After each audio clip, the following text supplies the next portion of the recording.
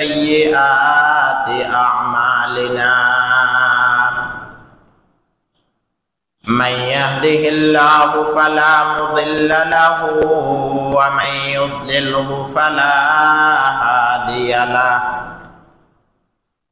ونشهد أن لا إله إلا الله وحده لا شريك له لا جد له ولا ند له ولا مثل له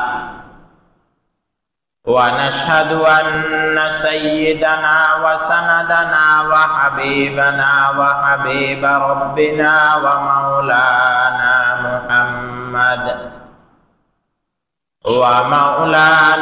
محمدا عبده ورسوله صلى الله تعالى عليه وعلى آله وأصحابه وأزواجه وبارك وسلم تسليما كثيرا كثيرا. أعوذ بالله من الشيطان الرجيم. بسم الله الرحمن الرحيم. والذين يكنزون الذهب والفضة ولا ينفقونها في سبيل الله فبشرهم بعذاب أليم يوم يحمى عليها في نار جهنم فتقوى بها جباههم وجنوبهم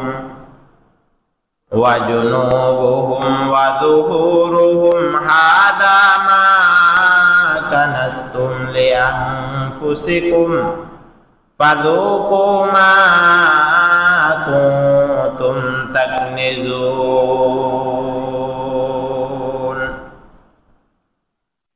قال رسول الله صلى الله عليه وآله وسلم بني الإسلام على 5 شهادة أن لا إله إلا الله وأن محمدا رسول الله وإقام الصلاة وإيتاء الزكاة والحج وصوم رمضان أو كما قال عليه الصلاة والسلام. اللهم صل على محمد وعلى آل محمد كما صليت على إبراهيم وعلى آل إبراهيم إنك حميد مجيد. اللهم بارك على محمد وعلى آل محمد كما باركت على إبراهيم وعلى آل إبراهيم إنك حميد مجيد. আলহামদুলিল্লাহ, মহান রব্বুল আলামিনের দরবারে অসংখ্য অগণিত শুকর যে রব্বে কারীম রমজানুল মুবারকের আজকের দ্বিতীয় জুমা শুক্রবার আমাদেরকে মসজিদে আসার তৌফিক দিয়েছেন। এজন্য একবার কালিমাতুশ শুকর আদায় করি আলহামদুলিল্লাহ। দরুদ ও সালাম আকায়ে নামদার জনাব হযরত মুহাম্মদ সাল্লাল্লাহু আলাইহি ওয়াসাল্লামের উপর। যে আয়াতখানা তিলাওয়াত করছি সূরা তাওবার 36 এবং 35 নং আয়াত তিলাওয়াত করছি। রব্বে কারীম যদি তৌফিক দান করে নির্ধারিত সময়ের মাঝে আমরা আলোচনা শেষ করব। আমা তৌফিক ইল্লা বিল্লাহ। সবাই বলি আমিন। খুবই গুরুত্বপূর্ণ আলোচনা হবে। আমরা যারা বাহিরে ঘোরাফেরা করতেছি, মসজিদে আসবো, বয়ান শুরু হোক, এগুলা চিন্তা ফিকির না করে আমরা দ্রুত সময়ের মাঝে মসজিদের মধ্যে চলে আসার চেষ্টা করবো ইনশাআল্লাহ। যে আয়াতখানে তিলাওয়াত করছি সূরা তাওবার,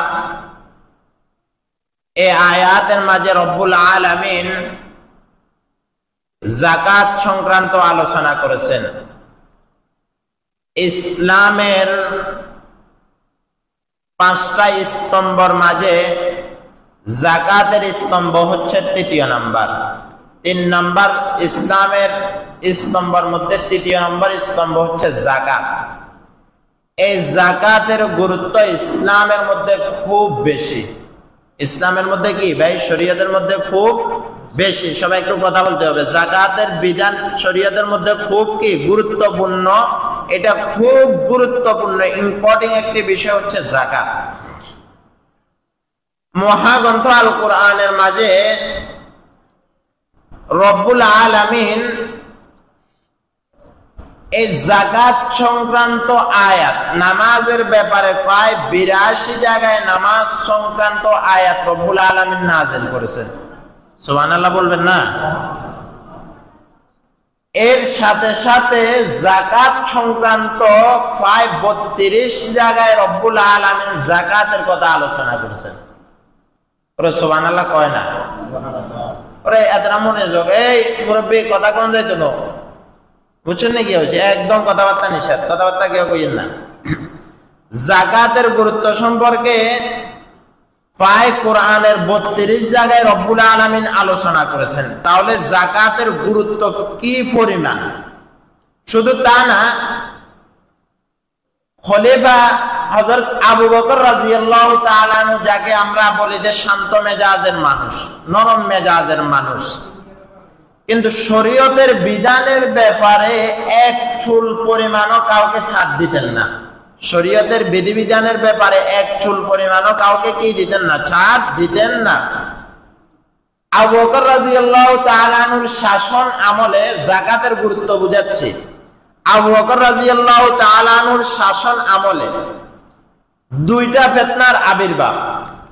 একদিকে খারেজি ফিতনার আবির্ভাব, অপরদিকে যাকাত দিবে না আরেকটা ফিতনার আবির্ভাব। রাসূল ইন্তেকাল হয়েছেন, রাসূল ইন্তেকালের পরে কেউ নতুন নবীর দাবিদার, কেউ নতুন নবী দাবি করতেছেন। এক একজনে এক একটা নতুন নতুন পদ্ধতি, নতুন নতুন সুবিধা ভোগের চিন্তা ফিকির করতেছেন। মন চাই জিন্দেগির সুবিধা, এই সমস্ত বিষয়গুলা চিন্তা ফিকির করতেছেন। যখন রাসূল ইন্তেকালের পরে আবু বকর রাদিয়াল্লাহু তাআলা আনহু যখন নতুন খলিফা, এদিকে কিছু খারেজি হয়ে গেলেন, এদিকে আরেক গ্রুপ যাকাত সংক্রান্ত, তারা বলে তারা যাকাত দিবে না। তারা কি দিবে না? যাকাত দিবে না। মনে করছে আবু বকর রাদিয়াল্লাহু তাআলা তো শান্ত মেজাজের মানুষ, নরম মেজাজের মানুষ, কিছু বলবে নাকি, কিছু বলবে নাকি।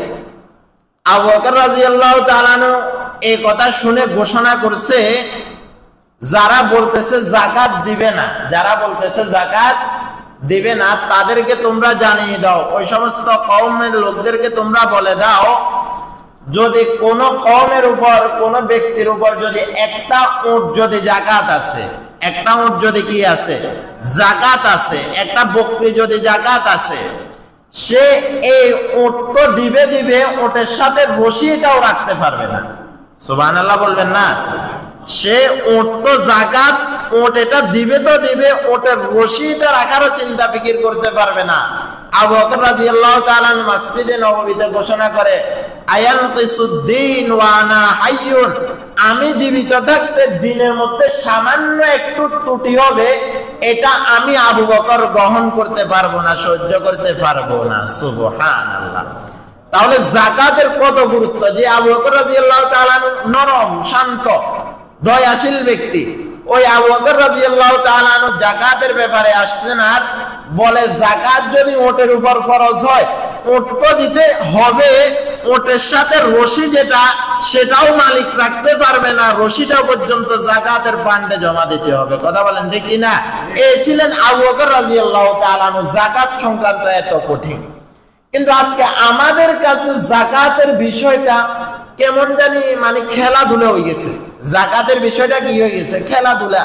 9-6 বুঝাই দিয়ে আমরা যাকাত দিই না, খবরদার। এই জন্য রব্বুল আলামিন সূরা বাকারার প্রথমেই বলে দিয়েছেন। সূরা বাকারার প্রথমে রব্বুল আলামিন কি বলেন? রব্বুল আলামিন বলেন আল্লাযীনা ইউমিনুনা বিল গায়বি ওয়া ইউকিমুনাস সালাহ ওয়া মিম্মা রাযাকনাহুম ইউনফিকুন। ঈমানদারের পরিচয়ের মধ্যে আরেকটা পরিচয় হচ্ছে রাযাকনাহুম ইউনফিকুন। আল্লাহ তাআলা তাদেরকে যে রিজিক দিয়েছেন, যে অর্থ সম্পদ দিয়েছেন তা থেকে খরচ করবে। তা থেকে কি করবে? খরচ করবেন। ফি সাবিলিল্লাহ, আল্লাহর রাস্তায় খরচ করবেন। দেখেন রব্বুল আলামিন এই যাকাতের বিধানটা করার পর, এই যাকাতের বিধান মানুষের উপর দেওয়ার পর, এখন মানুষ যদি একটু কষ্ট মনে করে, হায় রে 1000 থেকে 1000 100 ভাগের 1 ভাগ দিয়ে 40 ভাগের 1 ভাগ দিয়ে খরচ হয়ে যায়, এগুলা চিন্তা ফিকির করবে, তার একটু কষ্ট হবে। এই জন্য আল্লাহ রাব্বুল আলামিন আগে বলে যে মিম্মা রাযাকনাহুম ইউনফিকুন। বান্দা এই টাকা তো 1000 টাকা তোমার না, তো এগুলা তো আমি তোমাকে দিচ্ছি, তুমি খরচ করতেছো, এগুলার মালিক তো তুমি না, এগুলার মালিক তো কি না, তুমি না। যাই হোক, বলতেছিলাম যাকাত। যাকাতের শাব্দিক অর্থই হচ্ছে যে বৃদ্ধি করা। যাকাতের শাব্দিক অর্থ কি ভাই? আর একটু সবাই বলতে হবে, সবাই একটু কথা বলেন নাকি? আর একটু আওয়াজ দেন। কি করা? বৃদ্ধি করা। যাকাতের অর্থই হচ্ছে বাড়ানো, কমানো না। যাকাতের অর্থই হচ্ছে বাড়ানো। তার মানে যে যাকাত দিবে আল্লাহ তাআলা তার মালের মধ্যে আরো বাড়তি করে দিবেন। সুবহানাল্লাহ। যাকাতের আরো অনেক অর্থ আছে। আরেক অর্থ হচ্ছে পবিত্র করা, আরেক অর্থ হচ্ছে কি করা? পবিত্র করা। এই যে আমি যে একটা বছর ব্যবসা বাণিজ্য করলাম, একটা বছর আমার কাছে অর্থ সম্পদ আছে, এগুলার মধ্যে যদি কোনো ভুল ত্রুটি থেকে যায়, এগুলার মধ্যে যদি কোনো সমস্যা থেকে যায়, যাকাত দেওয়ার মাধ্যমে আল্লাহ তাআলা আমার এই মালগুলা পবিত্র করে দিবেন। সুবহানাল্লাহ। আমার কলবকে পবিত্র করে দিবেন। তাহলে বলতেছিলাম যাকাতের অর্থটাই হচ্ছে কি করা? বৃদ্ধি করা, বাড়ানো। তাহলে যাকাতের মধ্যে কমের কোনো কি নেই, সিস্টেম নাই যে আমি যাকাত দিলাম মনে হয় যে আমার সম্পদ কমে যাবে, আমার মাল কমে যাবে, আমার ব্যবসা বাণিজ্য কমে যাবে। এটা হচ্ছে ভুল ধারণা। এটা হচ্ছে কি ধারণা? ভুল ধারণা। আর যারা যাকাত দেয় না, যারা যাকাত দেয় না, যাকাতের টাকার মধ্যে কমতি করে, আল্লাহ তাআলা এমন রোগ লাগাই দেয় রে, 10,000 টাকা যাকাত দিতে পারে না, কিন্তু হাসপাতালে যায় 1 লক্ষ টাকা ডাক্তারকে দিতে পারে। কথা বলেন ঠিক কিনা?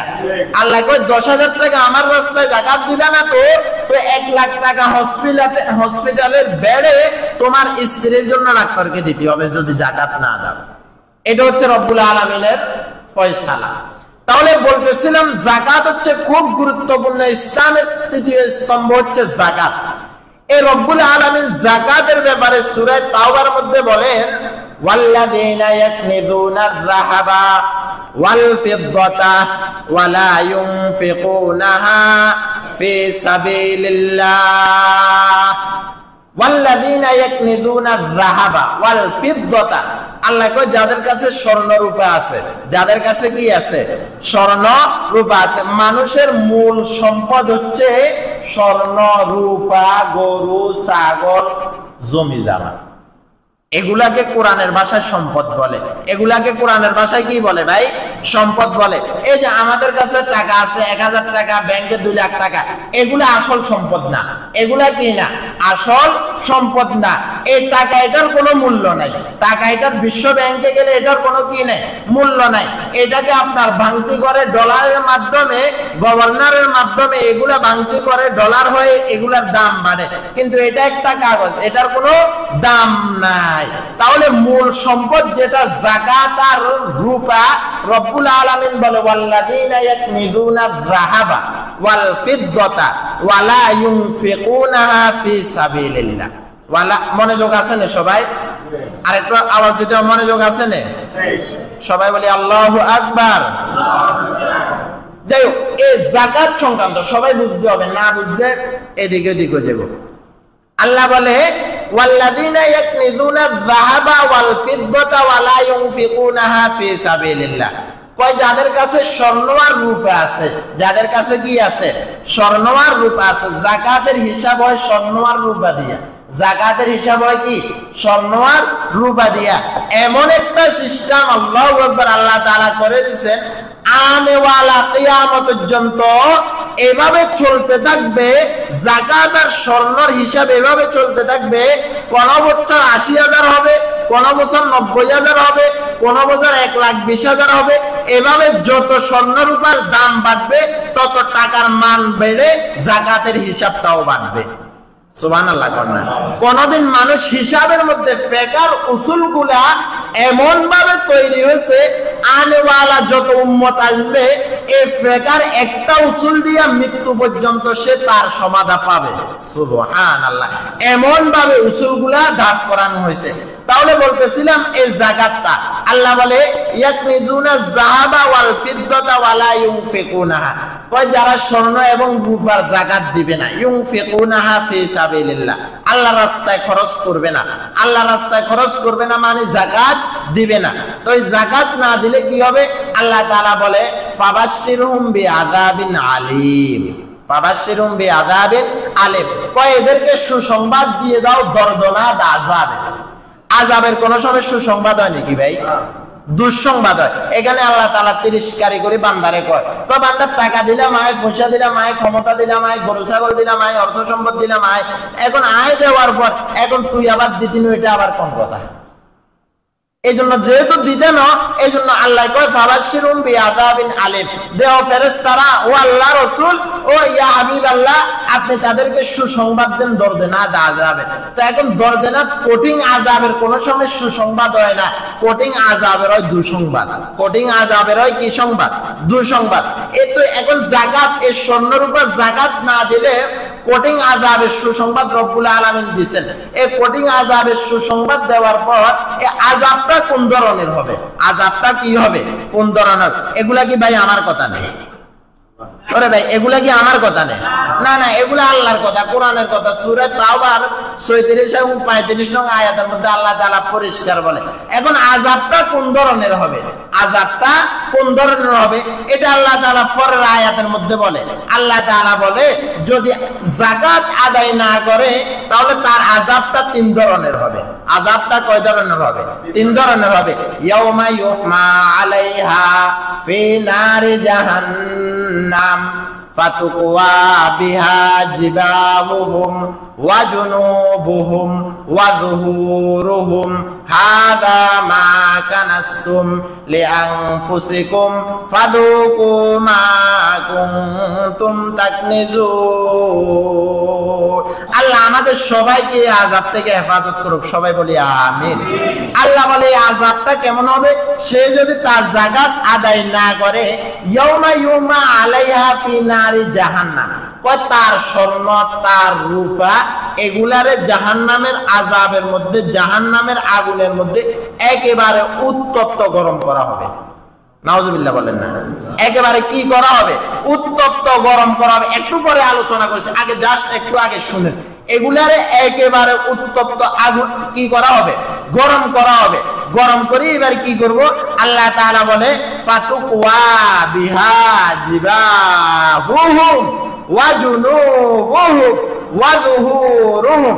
বান্দা এগুলাকে ফেরেশতার মাধ্যমে আমি আগুনের মধ্যে, উত্তপ্ত আগুনের মধ্যে গরম করব। গরম করার পর এবার তোমার কোফালে ছেক দিব, এবার তোমার পিঠে ছেক দিব, এবার তোমার ফাজরে ছেক দিব। কেন কেন? হাযা মা কানাসতুম লিআনফুসিকুম ফাযুকু মা কুনতুম তাকনিজুন। আল্লাহ রাসূল বলে এগুলা এক একটাকে বিষাক্ত সাপ করবে, আর এগুলা এক একটা তার পুরা শরীরের মধ্যে এভাবে ফেঁসাইব, এভাবে শরীরের মধ্যে এমনি এমনি ফেঁসাই, এভাবে কোপালের উপর ধরব।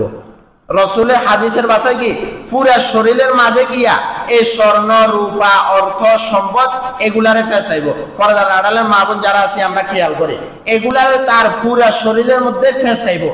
সাপ এটা ফেঁসাইবো, এই ফেঁসানোর পর এইভাবে কোপালের মধ্যে এইভাবে ধরবো, সর্বপ্রথম কি ধরবো, এরপরে বলবো আনা মালুকা, এই কথা বলে কোপালের মধ্যে একটা দংশন করবো, নাউজুবিল্লাহ বলি, কোপালের মধ্যে কি করব, একটা আঘাত করব।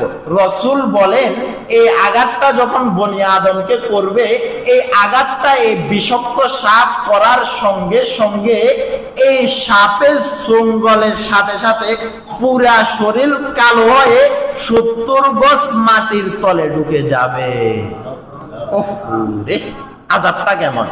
আর সাপটা বলবে আনা মালুকা আব্দুল্লাহ, আনা মালুকা, আমি তোমার মাল, আমি সাপ না।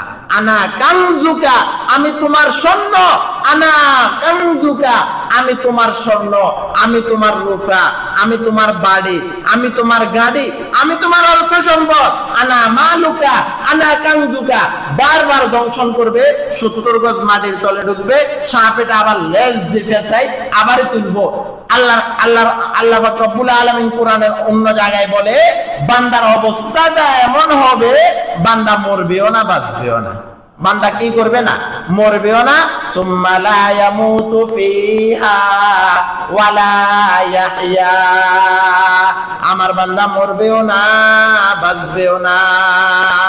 আল্লাহরে বলবে আল্লাহ হয়তো মৃত্যু দিয়ে দাও, হয়তো কি দিয়ে দাও, আর এই কষ্ট সহ্য হয় না। সাপ বলবে না, মৃত্যু তো দেওয়ার কোনো সুরতে নেই, মৃত্যু দেওয়ার কি নেই, কোনো সুরতে নেই। 70 গজ মাটির তলে নিবে, আবার উপরে তুলবে, আবার দংশন করবে, আবার নিচে, আবার উপরে, এভাবে বারবার বারবার বারবার বারবার। আর বলবে আনা মালুকা, আনা মালুকা, আনা কানজুকা। ও বাবা, সহ্য করা যাবে? একটু আওয়াজ দিয়ে যাবে? না না, যাবে না। তাহলে সর্বপ্রথম আমি আপনাদেরকে যে বিষয়টা বুঝাতে চাচ্ছি সেটা হচ্ছে যে আমি আর আপনার অর্থ সম্পদ যেটা, এটা মূলত এই অর্থ সম্পদের মালিক আমি না।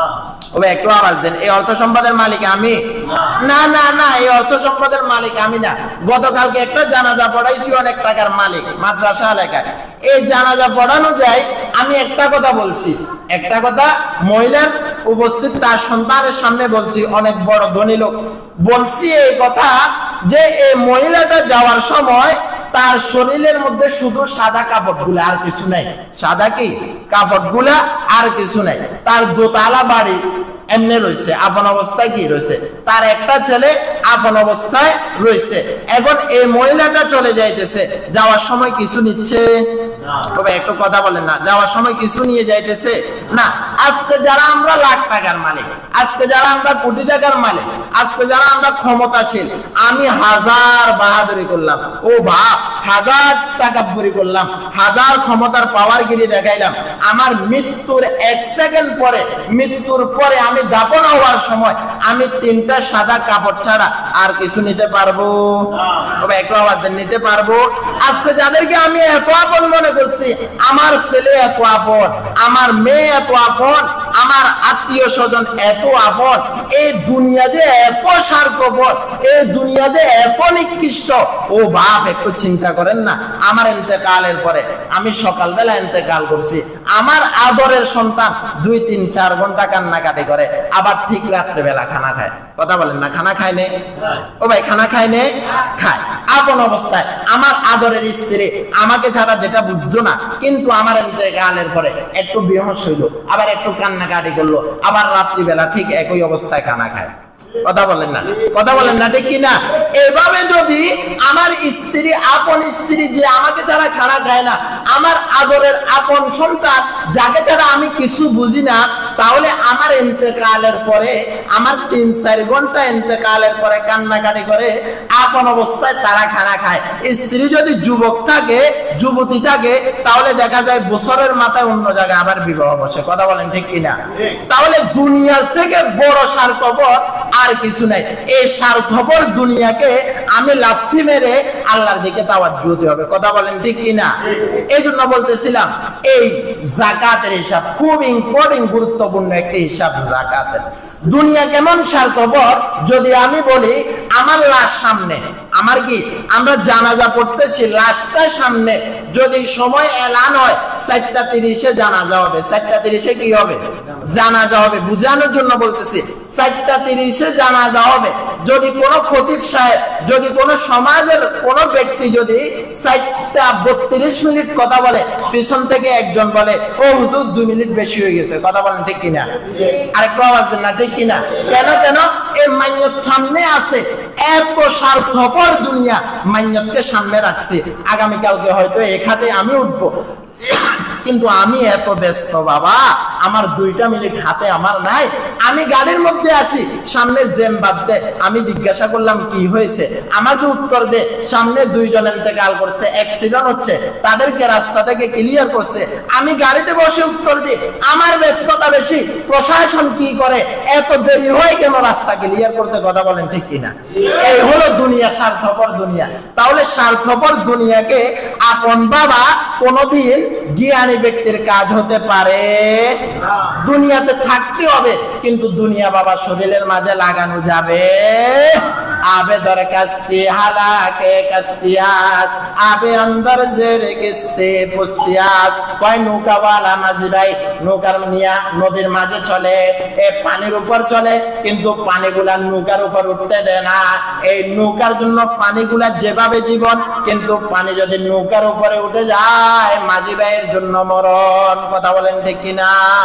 দুনিয়ার মধ্যে আমি থাকবো, ঠিক আছে, দুনিয়ার মধ্যে আমি থাকবো, সব কিছু করব, কিন্তু দুনিয়া স্বার্থপর দুনিয়া আমার মাঝে লাগাতে পারবো না।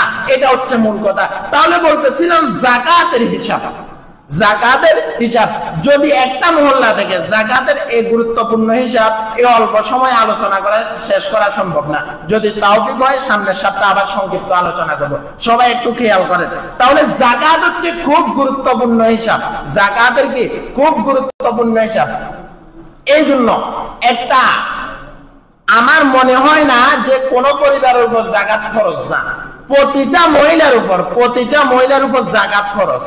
প্রতিটা মহিলার উপর কি 100 ভাগ মহিলার উপর, প্রায় 95 ভাগ মহিলার উপর যাকাত ফরজ। 100 ভাগের মধ্যে আপনি হিসাব করলে 95 জন মহিলার উপর যাকাত ফরজ, কথা বলেন না ঠিক কিনা? আপনি পুরা কাককরা এলাকা যারা কমিটির লোক আছেন, আপনারা ভিতরে ভিতরে খোঁজলে চাইছেন যে পুরা কাককরার মধ্যে এমন কোন মহিলা নাই যে যার কাছে হয়তো 1 ভরি স্বর্ণ নাই, কথা বলেন ঠিক কিনা? ওরে কথা আসতে কয়, আমার কাছে অনেকের হিসাব আছে তো, অনেক মহিলার হিসাব আমার কাছে আছে তো, আমি জানি তো 5 ভরি 6 ভরি 7 ভরি 2 ভরি 3 ভরি এভাবে আছে। কিন্তু যাকাতের বেলায় আসলে এবার গডমিল, যাকাতের বেলায় আসলে গডমিল। এই জন্য ভাই ও বন্ধু বলতেছিলাম, এই যাকাতটা এই অর্থ সম্পদের মালিক আমি না, এই টাকা পয়সার মালিক আমি না, এটার মালিক একমাত্র আল্লাহ।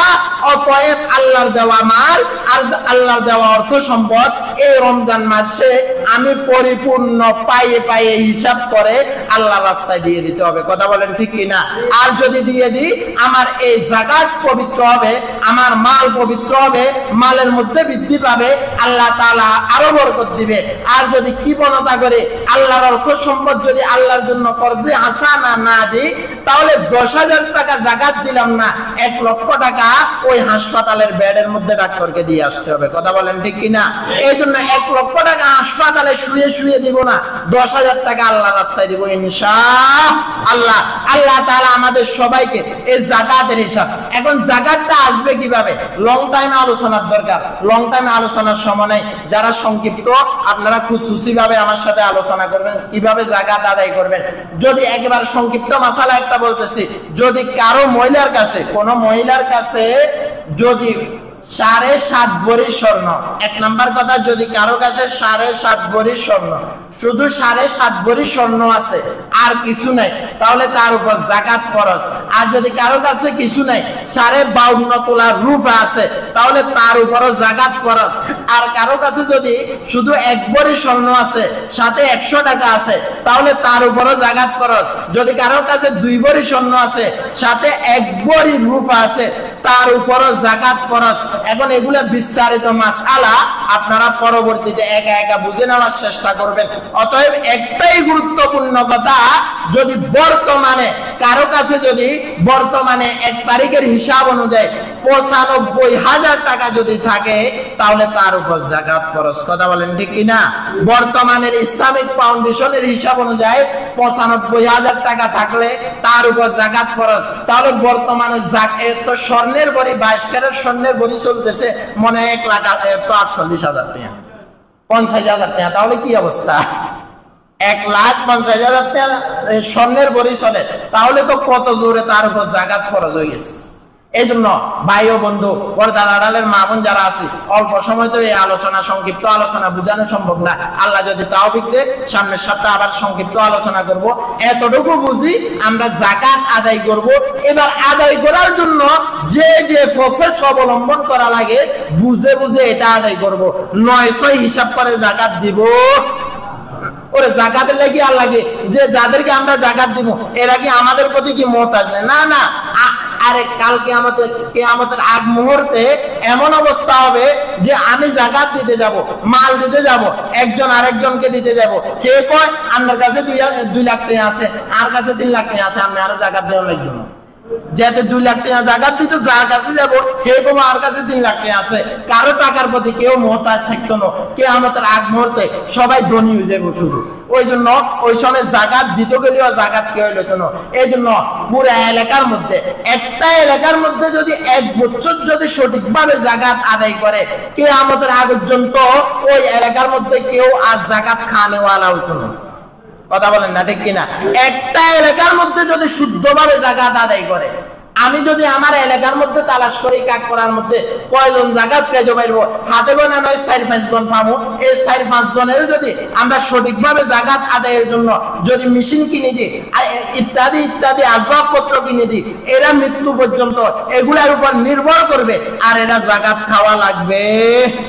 আল্লাহ তাআলা আমাদের সবাইকে সঠিকভাবে যাকাত আদায় করার তৌফিক দান করুন। শেষ কথা, আমরা যারা ফিতরা আদায় করব, ফিতরা ইসলামিক ফাউন্ডেশন থেকে একেবারে সর্বনিম্ন ফিতরার হিসাব হলো 110 টাকা, আর সর্বোচ্চ পায় 250 টাকা পর্যন্ত। এই জন্য আমরা 110 টাকা আদায় করে দিয়ে আমরা আমাদের তৌফিক অনুযায়ী, আমি যে 1 লক্ষ টাকার বেতন পাই, 50,000 টাকার বেতন হয়, আমি 110 টাকা কেন ফিতরা দিব? আমি সেখানে 2,000 টাকা দেবো। এখন শুধু 110 টাকারটা বুঝি, ওই 250, 2900, 3200 টাকারটা বুঝি না। এই জন্য আমরা বেশিটা দেওয়ার চেষ্টা করবো ইনশাআল্লাহ। আশপাশে তো মাদ্রাসা আছে, এগুলাতে দেওয়ার চেষ্টা করব। আল্লাহ তাআলা আমাদের সবাইকে তৌফিক দান করুক। এরপরে যারা আমরা বুঝি নাই, আমরা খুশুসি ভাবে পৃথকভাবে আলোচনা করব। আল্লাহ তাআলা আমাদের সবাইকে তৌফিক দান করুক। আমরা যারা সুন্নত করি নাই, সুন্নত করে নিই।